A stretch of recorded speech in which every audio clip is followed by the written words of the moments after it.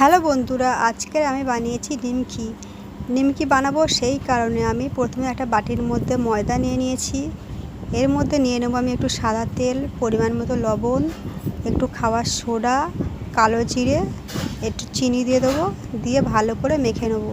এই মাখাটা নরমের থেকে একটুখানি শক্ত, সেই শক্ত হিসাবে মেখে নেবো। তারপর ভালো করে বেলে নেবো, তারপর ছুরি দিয়ে লম্বা লম্বা করে কাটবো, কেটে তারপরে ক্যাচ্চাভাবে নিমকির সাইজে এরকমভাবে ক্যাচ্চাভাবে নিমকির সাইজে কেটে নেব।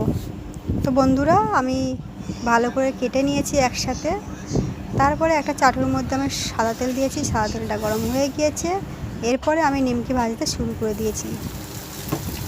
বন্ধুরা, জড়িয়ে যাওয়ার কোনো ভয় নেই। যদি বা জড়িয়ে যায়, সেই সব শুধু ধরে সাদা তেলে দিয়ে দেবেন। সাদা তেলের মধ্যেই সব নিমকি ছেড়ে যাবে। তো বন্ধুরা, আমার নিমকি ভাজা কমপ্লিট। যদি আপনাদের এই ভিডিওটি ভালো লেগে থাকে তাহলে অবশ্যই লাইক শেয়ার